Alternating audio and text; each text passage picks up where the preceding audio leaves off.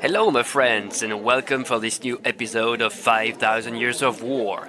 We continue our journey through antiquity in the 8th century BC, a time when the dominant power in Middle East is Assyria. In this empire, Shalmaneser V succeeds to his father Tiglath-Pileser III in 727.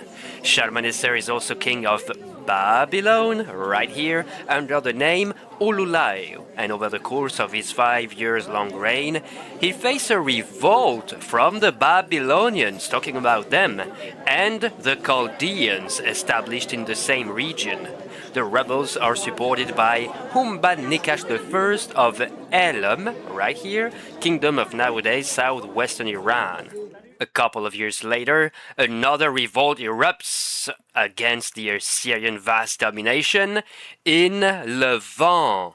King Lul of Sidon, until recently of Tyre too, the two cities are close from each other, recently lost control over Tyre because of the Assyrians. So, a siege of Samaria, capital over here of Israel, of King Hoshea by Assyrian troops, possibly starts before the end of this year. And here is a view of the ruins of Aja Palace from the 9th century BC in Samaria.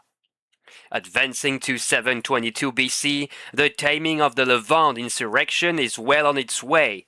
King Ibulidi of Hama, right here, is punished by the Assyrians of Shalmaneser V. Arwad, Damascus, Gaza, where King Led Hanuru is deported to Ashur, are also struck, despite some support from Egypt. In Israel, the capital Samaria falls, destroyed. Dozens of thousands of Israelites are displaced or flee to Judah, south of Israel. King Hoshea is captured, and some soldiers sent by Black Pharaoh Pianki, yes, he's Nubian, remember, are thrown back into Egypt. We know, with uncertainties about the exact dates, that a difficult siege of Tyre was initiated by the Assyrians of Shalmaneser V or his successor Sargon II. The city being on an island close to the coastline, the assailants cut its access to drinkable water, and the besieged simply dug new wells to access it again. The besiegers give up. Lastly, for this year, the very brief Shalmaneser V of Assyria dies, and in Babylonia, the throne is retaken by a Chaldean, Marduk-apla-iddina II, leader of the Bit Yakin tribe.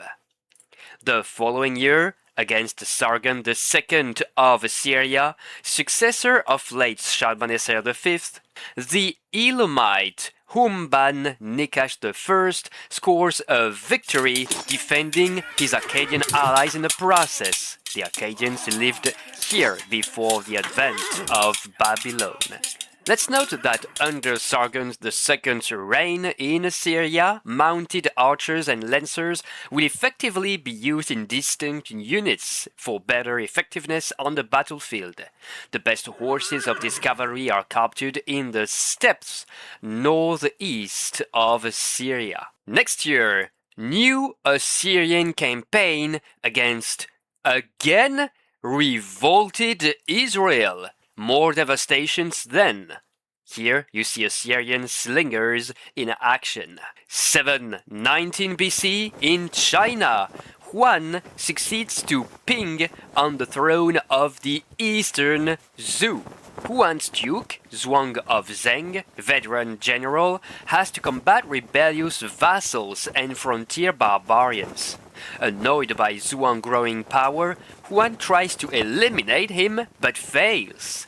The eastern Zhous, for the true pronunciation, have definitely lost their might of once ago, and they establish defenses at their borders, wooden palisades, ditches, walls, the whole package, in hopes of resisting other growing states. Shu to the south, Jin and Qin to the west, whom gladly ally with outer barbarians to serve their interests. These exterior states, shall we say, have more freedom of maneuver than those of the central plain.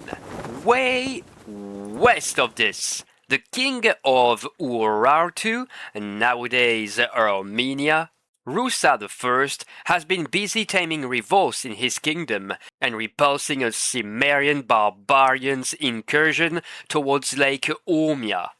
But this year, his lands are ravaged by an Assyrian campaign of King Sargon II, whom has just before submitted an ally of Rusa, Asa, king of Manea. 2 years later, Midas III, king of Phrygia in Anatolia, Pisiris of Karkemish in northern Syria, and the king of Tabal, Huli, all ally against Sargon II, only to be collectively defeated before Karkemish by the Assyrian. Karkemish itself is sacked. Will Assyrian domination ever end? Transitioning to 716, the First Messenian War, also said of 20 years, ends.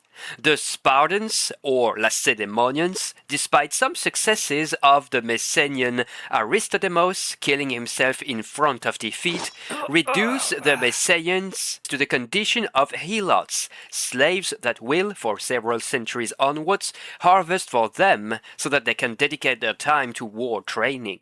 Of course, the Lacedaemonian Spartans, warriors called Omoi, the equals, will soon become the most feared combatants of all Greece, once Argos, dominant city for now in northeastern Peloponnese, will be vanquished.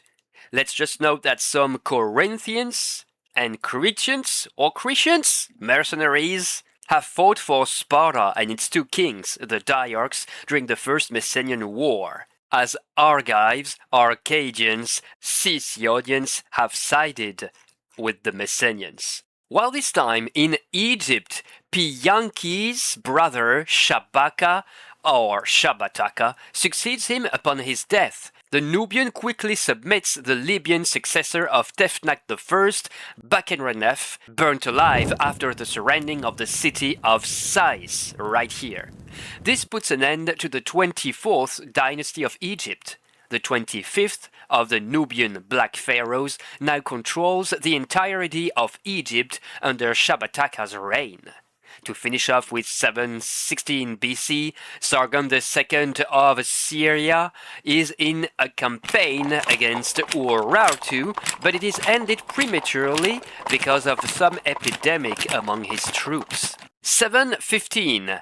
A Mede rebellion in eastern Mesopotamia, led by one Dioku against Assyria, is quelled by Sargon. This one possibly advances this year through the mountains of Zagros until Mounts Elbows or Alwand. Nice trek! What's for sure is that he launches another campaign against Urartu too. On the way, he besieges Pazashi in Manea, episode represented here, on a relief of Khorsabad. Urartu is probably also the prey of some Cimmerian raids these years. Oh, and just note the fustibal or staff sling here, a very, very rare weapon, even rarer than all the Assyrian siege engines. Elsewhere in southeastern Anatolia, Assyrian troops also take control of Cilicia, all around here. 715 is also the time of the destruction of Asine, near Tiryns, not far from Argos, on a promontory above the Aegean Sea. Destruction caused by the Argive of northeastern Peloponnese. The Argive thus punish Asine for its support to Sparta, enemy of Argos for several years now. The Eurypontid king of Sparta, Nicandros, had begun this conflict by launching an expedition against Argos. On to 714, and this is the year of Sargon II of Assyria's most devastating campaign in Urartu. On difficult terrain, his war chariots often have to be dismantled to go through the mountains. After defeating some minor opponents, like the Zekirti, he charges with 1,000 cavalrymen, followed by his infantry axemen, against the Urartians at the Battle of Mount Waush near Wishdish. He then pillages Musasir, holy city, by the end of the year. Rusa I of Urartu, almost captured on his chariot at the Battle of Mount Waush, is overwhelmed, although several of his strongholds remain unbroken. Rusa dies, maybe committing suicide here or soon after. His son, Archivist II, over the course of his 30-year-long reign, will have to fight against the Cimmerians and to recover the lands lost to the Assyrians. He'll actually manage to grab some from them. Lastly, we'll note that he'd built a fortress at Altin Tepe in nowadays eastern Turkey. A little bit forward to 710 BC. The Lacedaemonians of Sparta destroy Helos, south of them. The Argive of Argos try to prevent this but are repulsed by the Spartans of the Argead king Alcamenes. Helos would have been submitted by Sparta since the 10th century BC by the first Argead, Agis, but this could all be legend or myth. On the other side of the sea, and of some mountains, Sargon II of Assyria attacks the Babylonia of Marduk-apla-iddina II, the Chaldean, and also the Elam of Humbad-Nikash I, or his successor Shutruk-Nahunti II. Babylonia is hardly struck, and in the south, the capital of the Bit Yakin, Dur Yakin, is taken. Marduk-apla-iddina II flees to Elam, where his ally is beaten too. And in 708, it seems that Sargon II is at it again, scoring another victory over Elam. Durathara, Samuna, and Babduri are taken, Bit Imbi besieged for an uncertain outcome. Then, called by other affairs, the Assyrian monarch returns westward and beyond the Euphrates River. For Cilicia and Commagene, Kamuhu at that time have risen against the Assyrian influence. Also, the city-states of Cyprus, Salamis the most important, swear allegiance to Sargon to preserve their independence. Let's also note that next year, the Assyrians will start the construction of a new capital that will never be completed, Dur-Sharrukin, northeast of nowadays Mosul. With huge fortifications, high and thick walls punctuated by 150 towers, it will be ditched by Sargon's successor in favor of Nineveh. And yes, that was Sargon himself, here comfortably watching over his warriors, his vanquished, and decapitated heads of the defeated. In 707, we simply signal a possible Cimmerian victory over Urartu, possibly significant. And the following year, on another continent, environs of the founding of Taranto in southern Italy today, by Lacedaemonians it seems. The founders had to battle their right to settle there with the locals. Indeed, Sparta, despite some inner social frictions, launched several colonial enterprises around those years. Moving on to 705 now, possible starting year of the Levantine War, which will oppose for 2 decades the Greek Euboean cities of Chalkis and Eretria. Euboea is this long island along Greece. Both Chalkis and Eretria will fight each other with their numerous respective allies, other Greek cities and islands, even the nascent Thessalian League. On the island of Euboea, of the 2 cities separated by the Levantine plain, it is Chalkis that will come out on top before a decline that will hit both of them. It is worth noting that at some point during the conflict, the 2 adversaries agree on forbidding the use of throwing weapons, considering that close combat, hoplite fashion, is the honorable way to wage war.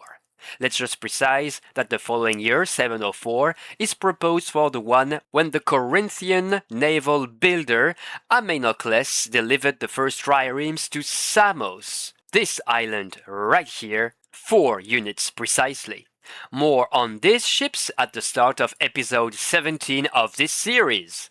Okay, traveling to the Levant, where turmoil starts in many places, like Byblos, Ashdod, Ascalon, Edom, Gaza of King Silibel, Sidon of King Lul, and Judah of King Ezekias. This unrest will provoke an Assyrian intervention soon enough to retake control of the whole region.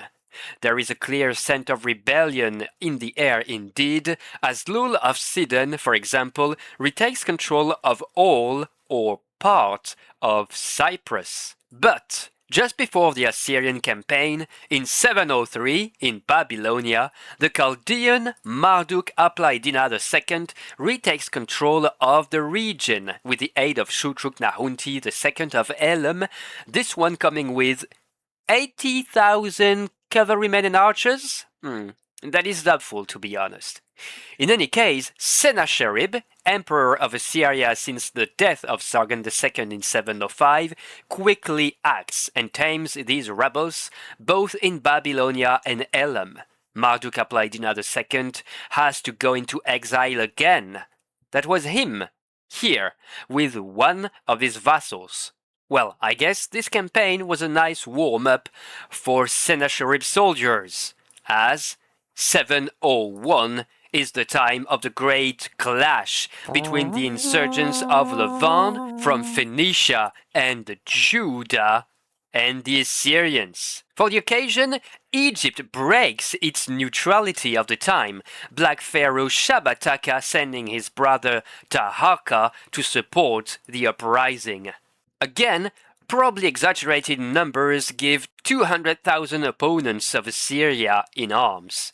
But Sennacherib's army is beyond doubt the most powerful of the time. Lakish in the south of Judah is besieged. Tunnel, ladder, siege tower, all siege tactics that you see represented here of the time are used by the Assyrians. Their siege tower, or towers, maybe, is pushed on a 20,000-ton and 50-meter-long ramp with slingers and archers to cover the advance.